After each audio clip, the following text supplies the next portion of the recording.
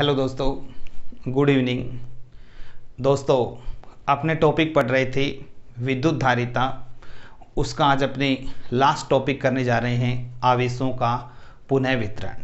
उसके बाद अपने नए यूनिट को क्या करेंगे, स्टार्ट करेंगे। तो आवेशों का पुनः वितरण क्या होता है? अपने पास अपने दो चालक लेते हैं।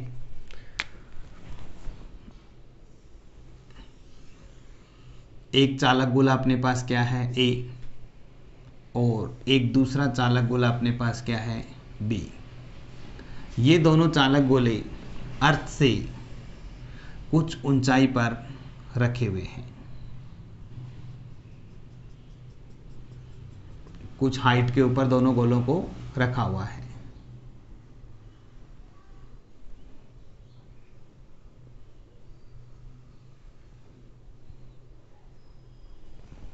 अब दोस्तों, जो आपका प्रथम गोला है उसको अपने Q1 आवेश देंगे। Q1 आवेश देने से, या पहले अपने मान लेते हैं इस गोले की धारिता कितनी है, C1। इस गोले की धारिता कितनी अपने पास, C2 है। अब आप प्रथम गोले को अगर Q1 आवेश देते हो तो ये चालक गोला है, तो चालक के ऊपर जो आवेश होता है उसकी सतह पर समान रूप से क्या होगा, वितरित हो जाता है।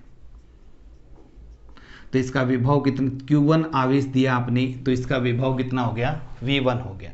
यानी जो प्रथम गोला है अपने पास A, इसकी धारिता आपके पास कितनी है, C1 है, और इसको जब आप Q1 आवेश देते हो तो इसका विभव कितना हो जाता है, V1 हो जाता है। इसी तरह दोस्तों, जो दूसरा गोला है उसको मैंने Q2 आवेश दिया है। अगर मैं इसको आवेश देता हूं तो दिया गया आवेश चालक गोले की सतह पर समान रूप से क्या होता है, वितरित हो जाता है। तो Q2 आवेश देने से इसका विभव है वो कितना हो जाता है, V2 हो जाता है। प्रथम गोले की धारिता कितनी है, C1, और दूसरे गोले की धारिता अपने पास कितनी है, C2 है। तो अगर अपने कुल धारिता की बात करें, कुल धारिता अगर यहां से निकालें तो आप लिख सकते हो C1 प्लस C2। प्रथम गोले पर आवेश, प्रथम गोले पर आवेश की बात करें तो आवेश Q1 इक्वल टू क्या होता है, CV।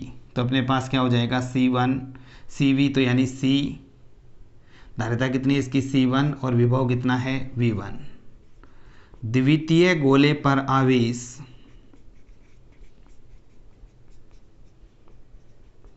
Q2 equal to C2 V2। दोनों गोलों पर कुल आवेश, दोनों गोलों पर कुल आवेश, कुल आवेश Q इक्वल टू अपने पास कितना होगा, Q1 प्लस Q2। तो Q equal to C1 V1 plus C2 V2। अब दोस्तों, अपने यहाँ से ये मान लेते हैं कि आपके पास जो प्रथम विभव है, प्रथम गोले का विभव V1 है, ये ग्रेटर देन किससे है, V2 है। यानी प्रथम गोले का जो विभव वो द्वितीय गोले के विभव से क्या है, ज़्यादा है। दोस्तों, अपनों ने कुछ नहीं किया, सिंपल आपके पास दो चालक हैं और इन चालकों को जब आपने आवेश दिया है तो आवेश देने पर चालक को जब आप आवेश दोगे तो आवेश उसकी सतह पर समान रूप से क्या हो गया, वितरित हो गया। मैंने प्रथम गोले को आवेश दिया है Q1, जिससे इसका विभव कितना हो जाता है, V1, और इसकी धारिता कितनी है, C1। द्वितीय गोले को मैंने आवेश दिया है Q2, जिससे इसका विभव कितना हो जाता है, V2, और उसकी धारिता अपने पास कितनी है, C2 है। अब कुल धारिता निकालेंगे तो C1 प्लस C2, कुल आवेश निकालेंगे तो Q equal to Q1 plus Q2। प्रथम गोले पर आवेश निकालेंगे तो Q इक्वल टू क्या होता है, CV, तो C1 V1, और द्वितीय गोले पर आवेश कितना है, C2 V2 है। अब अपने क्या करते हैं, जो ये दोनों गोले हैं, सेकंड पोजीशन देखते हैं अपने पास। जैसे अपने पास सेम ये दोनों गोले हैं, इनको अर्थ से अपनों ने कुछ हाइट के ऊपर रखा हुआ है। अब दोस्तों, इन गोलों के ऊपर आवेश है, सेम पोजीशन बना लेते हैं अपनी।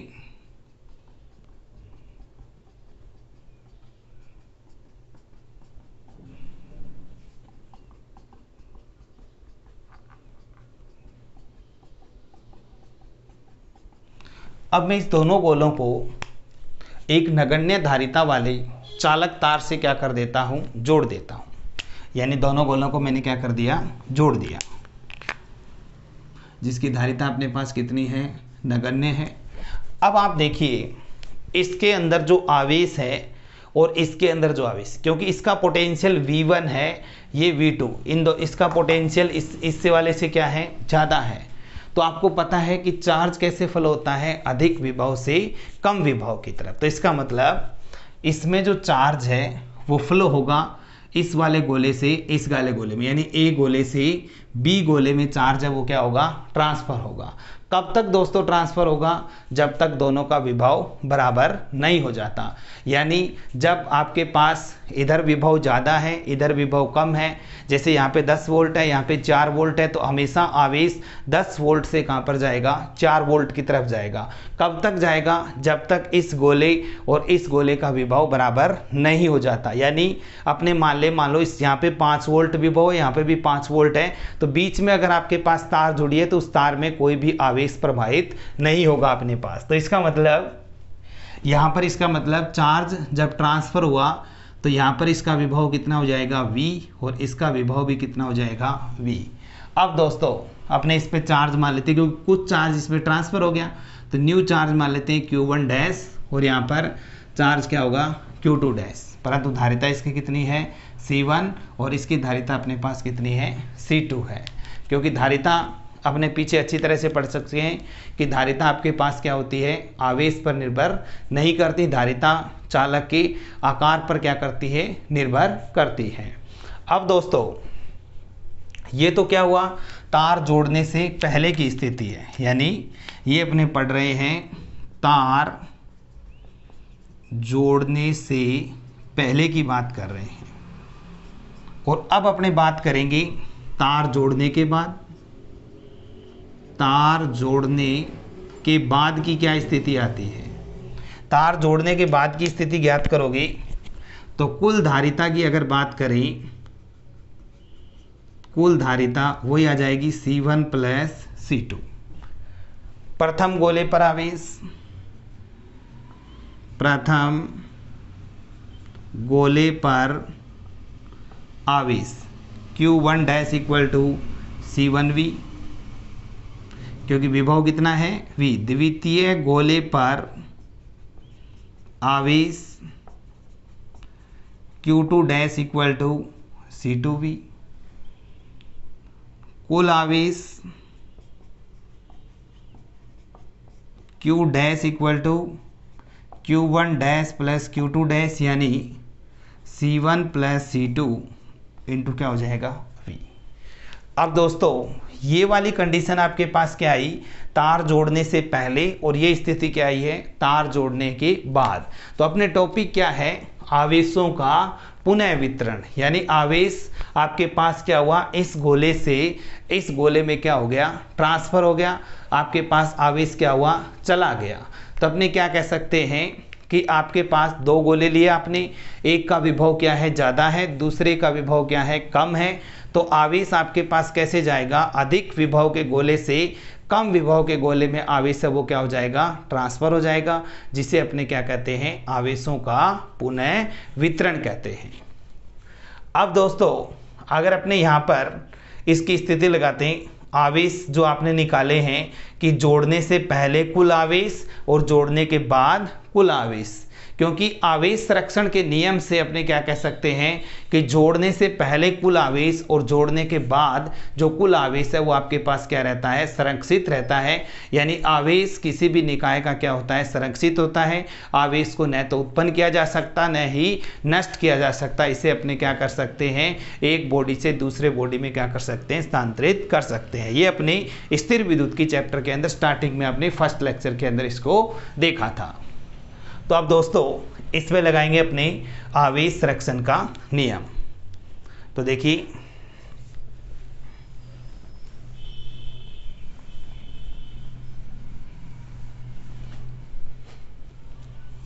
आवेश संरक्षण के नियम से आवेश संरक्षण का नियम लगाओगे तो Q इक्वल टू आप क्या लिख सकते हो, Q डैश। Q की इक्वेशन आई C1V1 प्लस C2V2 और ये Q डैश आपके पास क्या मिल रहा है, C1 प्लस C2 इंटू क्या मिल रहा है, V। तो यहाँ से उभयनिष्ठ विभव निकाल सकते हैं C1V1 plus C2V2 upon C1 plus C2। तो दोस्तों ये फॉर्मूला है आपके पास उभयनिष्ठ विभव का। तो अपने यहाँ पे लिख देंगे यह उभयनिष्ठ विभव का सूत्र है, यह उभयनिष्ठ विभव का सूत्र है। अब अपने निकालते हैं प्रथम गोले पर ऊर्जा कितनी है आपके पास, यह आपने निकाल लेते हैं। जोड़ने से पहले ऊर्जा कितनी है और जोड़ने के बाद इसकी ऊर्जा कितनी है। तो देखिए अगर प्रथम गोले पर निकालें, प्रथम स्थिति में प्रथम गोले पे निकालोगे तो हाफ CV² एनर्जी का सूत्र निकाला तो इसकी धारिता कितनी है, C1V1²। प्रथम की बात करें और द्वितीय की बात करोगे तो हाफ C2V2²। और कुल ऊर्जा की बात करें तो कुल ऊर्जा जोड़ने से पहले तो कितनी बनेगी, इसको U ले लेते हैं तो half C1V1² plus half C2V2²। यानी पहले अपनों ने आवेश निकाला है, इसके बाद अपनों ने जोड़ने से पहले यानी वायर को जोड़ने से पहले कुल ऊर्जा कितनी है। तो प्रथम गोले इस प्रथम जो चालक है उसकी ऊर्जा अगर निकालें तो हाफ CV² तो हाफ C1V1², द्वितीय की हाफ C2V2², क्योंकि इसकी धारिता कितनी है C2 और विभव कितना है V2। अब अगर अपने जोड़ने के बाद की बात करें तो जोड़ने के बाद अगर आप जोड़ने के बाद करते हो तो प्रथम पर हाफ C1V², क्योंकि अब इसका विभव कितना है V, और द्वितीय की बात करेंगे तो हाफ C2V²। तो कुल निकालेंगे तो इसको U डैश लेते हैं तो half C1V² plus half C2V²। V² इसका कॉमन ले सकते हैं अपने तो क्या बनेगा, हाफ C1 प्लस C2 क्या हो जाएगा V²। तो ये ऊर्जा दोस्तों अपने पास आई है जोड़ने से पहले और ये ऊर्जा आई है जोड़ने के बाद। अब अपने यहाँ से एक डेरिवेशन कर सकते हैं कि आवेशों का जब पुनः वितरण होता है तो उसमें ऊर्जा हानि होती है या नहीं होती। तो अपने को पता है कि आवेश आपके पास इस बॉडी A से दूसरी बॉडी में B में ट्रांसफर होंगी तो इस तार से जाएंगे, तार आपके पास क्या होगा, गर्म होगा तो हीट के रूप में कुछ एनर्जी अपने पास क्या हो जाती है, बाहर निकल जाती है। इसका मतलब आपके पास कुछ एनर्जी अगर रिलीज हो जाती है तो इसकी ऊर्जा पहले आपके पास क्या होनी चाहिए, ज़्यादा, और इसकी ऊर्जा क्या होनी चाहिए, कुल ऊर्जा क्या होगी, कम होगी, क्योंकि कुछ ऊर्जा हीट के रूप में क्या हो गई, बाहर निकल गई। तो अपने आज क्या करेंगे, अगर ऊर्जा हानि देखें अपने तो इसका मतलब अपने को देखने से ये पता चल रहा है कि इसकी ऊर्जा क्या होगी ज़्यादा और इसकी ऊर्जा क्या होगी कम। अगर इसकी ऊर्जा में से इसकी ऊर्जा को अगर आप घटा दो, यानी जोड़ने से पहले की जो कुल ऊर्जा है और जोड़ने के बाद की जो कुल ऊर्जा है, यानी इसकी कुल ऊर्जा में से इसकी कुल ऊर्जा को आप क्या कर दो, घटा दो, क्योंकि जोड़ने के बाद चार्ज आपके पास क्या हुआ, इसमें जुड़ा हुआ नहीं है, इसमें जुड़ा हुआ है। जोड़ने के बाद चार्ज आपके पास A गोले से अगर B गोले में अगर अपने पास जाएगा तो इसका मतलब हीट के रूप में कुछ एनर्जी है वो आपके पास क्या होगी, बाहर निकलेगी। तो जोड़ने से पहले कुल ऊर्जा हमेशा क्या होगी, ज़्यादा, और जोड़ने के बाद जो कुल ऊर्जा है वो क्या होगी, कम होगी। तो अपने क्या करें, इस वाली कुल ऊर्जा में से इस वाली कुल ऊर्जा को अगर आप घटा दोगे तो अगर आपका आंसर पॉजिटिव में आता है तो अपने कह सकते हैं कि जब अपना आवेशों का पुनः वितरण होता है तो उसमें ऊर्जा में क्या होती है, हानि होती है। तो अपने क्या करेंगे, जोड़ने से पहले जो कुल ऊर्जा है और जोड़ने के बाद की जो कुल ऊर्जा है उसको अपने क्या करेंगे, घटा देंगे, और ऊर्जा हानि का सूत्र है उसको क्या करेंगे, निकाल देंगे। अपने इसको हल्का सा रिवाइज करते हैं कि अपनों ने दो चालक लिए हैं और दोनों चालक एक चालक A है और दूसरा अपने पास क्या है B है। पहले की धारिता C1 और दूसरे की धारिता C2 है। पहले को आपने आवेश दिया Q1 जिससे आपका विभव कितना हो जाता है V1, दूसरे को आपने Q2 दिया जिससे विभव कितना हो जाता है V2, और V1 को V2 से अपनों ने क्या कर लिया, ज़्यादा मान लिया। अब दोस्तों बात अपने पास यहाँ पे ये आती है कि प्रथम गोले पर आवेश निकालें, द्वितीय गोले पर आवेश निकालें, दोनों गोलों पर आवेश निकालकर अपने कुल आवेश को क्या कर दिया, जोड़ दिया था। तो आपके पास कुल आवेश आया इसका C1 V1 plus C2 V2। ऐसे ही जोड़ने के बाद की बात करें तो अगर आप इसको एक चालक तार से जोड़ोगे नगण्य धारिता से, तो आपके पास जो आवेश है वो अधिक विभव से कहां पर जाएगा, कम विभव की तरफ जाएगा। और ये आवेश कब तक जाएगा, जब तक दोनों का विभव समान नहीं हो जाता।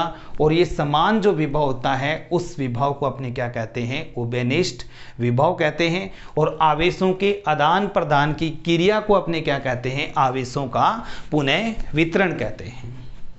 तो दोस्तों अपनों ने इसका मतलब आवेश इस गोले से इस गोले में क्या हो गया, ट्रांसफर हुआ। कब तक हुआ, जब तक दोनों का विभव बराबर नहीं हुआ। तो जोड़ने के बाद भी अपनों ने आवेश निकाल दिया, कुल आवेश। तो कुल आवेश आया C1V और दूसरे का C2V। तो आपके पास क्या बना, Q डैश आपके पास C1 प्लस C2 इंटू क्या आ जाएगा, V आ जाएगा, यानी C1 plus C2 into V common ले लेंगे। तो ये आपके पास जोड़ने के बाद का कुल आवेश आ गया। फिर अपने को पता है आवेश संरक्षित राशि होती है, आवेश को न तो उत्पन्न किया जा सकता न ही नष्ट किया जा सकता। तो अपनों ने आवेश संरक्षण का नियम लगाया, दोनों आवेशों को बराबर कर दिया, बराबर किया तो यहाँ पे दोनों की वैल्यू रखी, V निकाला जो अपने पास उभयनिष्ठ विभव का सूत्र है। अब दोस्तों जोड़ने से पहले की कुल ऊर्जा निकाल दें और जोड़ने के बाद की कुल ऊर्जा निकाल दें। जोड़ने से पहले हाफ CV स्क्वायर फॉर्मूला होता है, तो half C1 V1 square half C2 V2 square, तो कुल निकालोगे तो दोनों को जोड़ दो। और जोड़ने के बाद half CV square plus half C2 V square, यानी C1 V square plus C2 V square, तो हाफ कॉमन आ जाएगा C1 plus C2 V square. ये जोड़ने के बाद की कुल ऊर्जा है। तो अपने यहाँ से एक डेरिवेशन करेंगे अब आवेशों के पुनः वितरण में ऊर्जा हानि। तो ऊर्जा हानि निकालने के लिए अपने को पता है कि जोड़ने से पहले की कुल ऊर्जा में से जोड़ने के बाद की ऊर्जा को घटाएं, क्योंकि जब आवेश यहाँ से इस गोले में ट्रांसफर होगा तो हीट के रूप में कुछ एनर्जी क्या होगी, बाहर निकलेगी। तो इसका मतलब जोड़ने से पहले कुल ऊर्जा क्या होगी, ज़्यादा, और बाद की कुल ऊर्जा अपने पास क्या होगी, कम। ज़्यादा में से कम संख्या घटाएंगे तो अपनी वैल्यू किस में आएगी, पॉजिटिव में। अगर डेरिवेशन से वैल्यू पॉजिटिव में आ जाती है तो अपने कह सकते हैं कि कन्फर्म आवेशों का जब पुनः वितरण होता है तो उसमें ऊर्जा हानि निकालने के लिए दोस्तों अपने जोड़ने से पहले कुल ऊर्जा यानी डेल्टा U इक्वल टू अगर निकालेंगे तो U में से U डैश को क्या करेंगे, घटा देंगे। यानी तार जोड़ने से पहले कुल ऊर्जा माइनस तार जोड़ने के बाद कुल ऊर्जा। जोड़ने से पहले की बात करें तो delta U equal to formula था half C1 V1 square plus half C2 V2 square. ये अपने पास जोड़ने से पहले की है, माइनस अभी अभी मैंने आपको निकाल के बताया है जोड़ने के बाद हाफ C1 प्लस C2 और क्या था अपने पास V स्क्वायर। जोड़ने से पहले कुल ऊर्जा, जोड़ने के बाद कुल ऊर्जा। अब अपने देखिए डेल्टा U इक्वल टू अगर हाफ कॉमन ले लेते हैं तो यहाँ से क्या बचेगा, C1 V1 square C2 V2 square minus C1 plus C2 और यहाँ पर V आपके पास उभयनिष्ठ विभव है, और उभयनिष्ठ विभव का सूत्र आपके पास क्या था, C1 V1 plus C2 V2 upon C1 plus C2 और उसके ऊपर क्या है, स्क्वायर। उभयनिष्ठ विभव का सूत्र जो अपने निकाला था C1 V1 plus C2 V2 upon C1 plus C2। अब नेक्स्ट स्टेप करते हैं, delta U equal to half C1 V1 square plus C2 V2 square minus C1 plus C2 और इसका होल स्क्वायर आएगा C1 V1 plus C2 V2 का whole square upon C1 plus C2 का whole square. एक C1 plus C2 से cancel out हो जाएगा। अब दोस्तों इस पूरे का C1 प्लस C2 एलसीएम लेते हैं और एलसीएम को बाहर निकाल देते हैं यहाँ पे। तो अपने पास क्या स्टेप बनेगा, देखिए delta U equal to half, LCM को मैंने बाहर निकाल दिया C1 C2।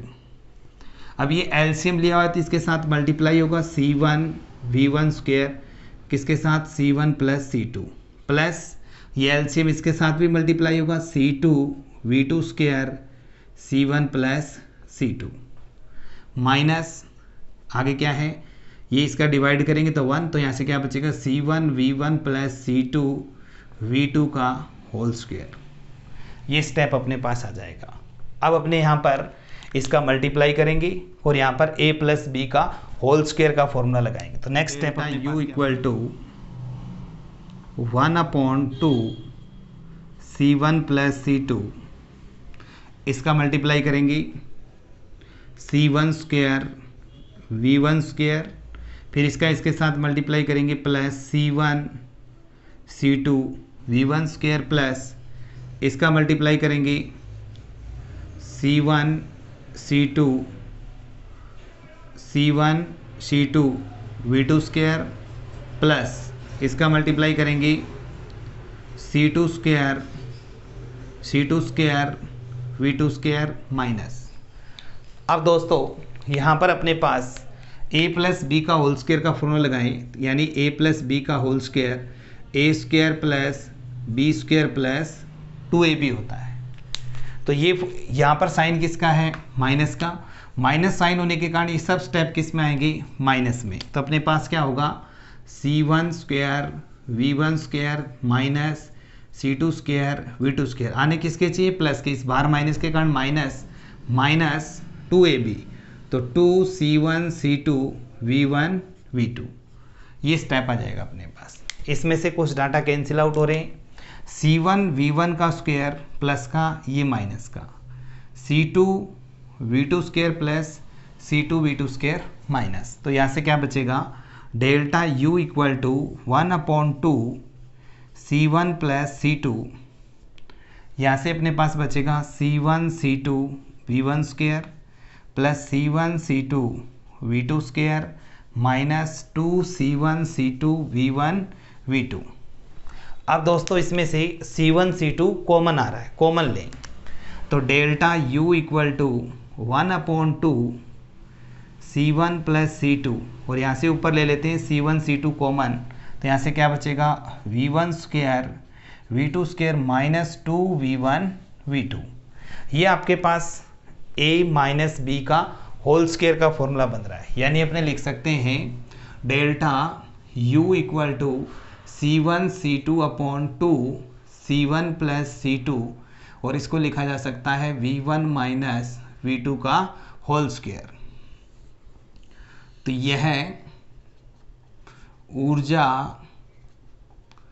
हानि का सूत्र है। तो इस सूत्र की सहायता से अपने ऊर्जा हानि को क्या कर सकते हैं, निकाल सकते हैं। अब दोस्तों बात रहती है इसमें, देखिए धारिताएं अपने पास किस में होती हैं, प्लस में, तो ये वैल्यू सब प्लस में आएंगी। विभव V1 greater than V2, V1 अपनों ने क्या माना है, V2 से ग्रेटर, तो इस बड़ी संख्या में से छोटी घटाएंगे तो वैल्यू किस में आएगी, प्लस में, और प्लस का होल स्क्वायर करेंगे तो वैल्यू किस में आएगी, प्लस में, और ये प्लस और प्लस से प्रोडक्ट करेंगे तो ऊर्जा हानि किस में आ रही है, प्लस में। यानी कहने का मतलब अपनों ने जोड़ने से पहले और जोड़ने के बाद में से ऊर्जा घटाई है तो ऊर्जा का मान किस में आ रहा है, धनात्मक आ रहा है। तो अपने कह सकते हैं कि आवेशों के पुनः वितरण में ऊर्जा हानि अपने पास होती है। अगर दोस्तों V2 ग्रेटर देन V1 लेते हैं आप, तो आपके पास ये वैल्यू किस में आती, माइनस में, और माइनस का होल स्क्वायर करते तो वैल्यू किस में आ जाती, प्लस में। तो इसका मतलब इसकी वैल्यू हमेशा ही आपके पास क्या रहेगी, पॉजिटिव रहेगी। तो अपने इसको कह सकते हैं कि जब आवेशों का पुनः वितरण होता है तो उसके अंदर ऊर्जा हानि होती है। तो देखिए दोस्तों, अपनों ने जोड़ने से पहले कुल ऊर्जा माइनस जोड़ने के बाद कुल ऊर्जा, इसको इसमें से इसको क्या किया है, घटाया है। घटाने पे यहाँ पे उभयनिष्ठ विभव का सूत्र रखा C1 V1 plus C2 V2 upon C1 plus C2 का होल स्क्वायर, और इस वाले स्टेप में से 1/2 को बाहर कॉमन निकाल दिया।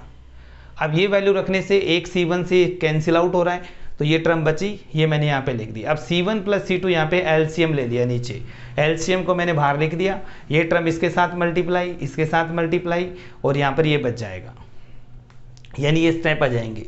इसके बाद इसका मल्टीप्लाई किया है, ये स्टेप आया अपने पास। अब यहाँ पर देखने वाली बात है कि ये माइनस है, तो a प्लस बी का whole square a square b square plus 2ab होता है, परंतु माइनस के कारण ये सारे स्टेप किस में आएंगे, माइनस में आ जाएंगे। अब ये 2 डिजिट यहाँ से माइनस की और ये यहाँ पर किसकी है, प्लस की, कैंसिल आउट होंगी, जो बचेगा मैंने वो यहाँ पर लिख दिया। अब उसके बाद दोस्तों C1 C2 अपने पास कॉमन आ रहा है, कॉमन ले लिया, तो v1 square plus v2 square minus 2v1 v2, और ये अपने पास v1 माइनस v2 के होल स्क्वायर का फॉर्मूला बना है a square plus b square minus 2ab। तो अपने कह सकते हैं कि इस तरह से जब आवेशों का पुनः वितरण होता है तो उसके अंदर ऊर्जा में हानि। अब दोस्तों अपने अनुपात ज्ञात करेंगे डेल्टा V1 व डेल्टा V2 का। इसके लिए देखिए अपने एक इक्वेशन निकाली थी, Q equal to Q dash. आवेश संरक्षण के नियम से लिखा था अपनों ने, जोड़ने से पहले कुल आवेश इक्वल टू जोड़ने के बाद कुल आवेश। तो Q का फॉर्मूला आपके पास आया C1 V1 plus C2 V2 equal to Q dash C1 V plus C2 V। C1 वाले स्टेप को एक तरफ ले आते हैं, C1 V1 इसको इधर लेके आओगे minus C1 V equal to C2 V, और इस साइड में जाके माइनस C2 V2। इसमें से C1 कॉमन आ रहा है, V1 minus V, C2 common V minus V2। C1 V minus V1 को दोस्तों लिख सकते हैं delta V1 C2, V minus V2 को लिख दिया मैंने डेल्टा V2। तो delta V1 by delta V2 निकालते हैं तो आपके पास बनेगा C2 बाई C1। ये कई बार दोस्तों एग्जाम में पूछा जा सकता है, पुनः वितरण में ऊर्जा हानि पूछ के, और आल्सो सिद्ध करने के लिए आपसे पूछ लिया जाता है कि सिद्ध कीजिए डेल्टा V1 और V2 इनके विभवों का अनुपात उनकी धारिता यानी C2 बाई C1 के क्या होगा, बराबर होगा। तो दोस्तों ये आपके इस चैप्टर की लास्ट वीडियो थी, तो उम्मीद करता हूँ आपको सारी वीडियो है वो अच्छी तरीके से समझ में आई हैं। इसलिए दोस्तों कमेंट करके ज़रूर बताएं, और दोस्तों अभी तक अगर आप नए हैं तो अगर चैनल को सब्सक्राइब नहीं किया है तो चैनल को सब्सक्राइब करें और बेल आइकन को क्लिक करें ताकि न्यू वीडियो के नोटिफिकेशन आपको सबसे पहले मिलते रहें। Thank you.